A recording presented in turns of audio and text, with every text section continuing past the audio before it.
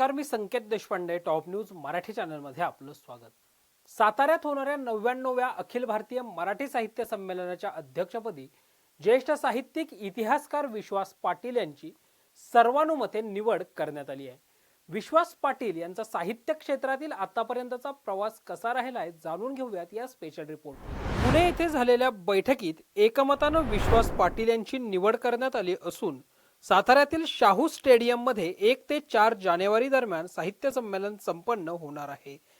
विश्वास पाटील यांनी आतापर्यंत पानिपत व संभाजी या गाजलेल्या कादंबऱ्या लिहिल्या असून याशिवाय not gone with the wind, महानायक, बंदा रुपया, अण्णाभाऊंची दर्दभरी दास्तान, गाभोळलेल्या चंद्रपणात, नागकेशर, लस्ट फॉर लालबाग या आणि अशा अनेक कादंबऱ्यांचे लेखन केलं आहे.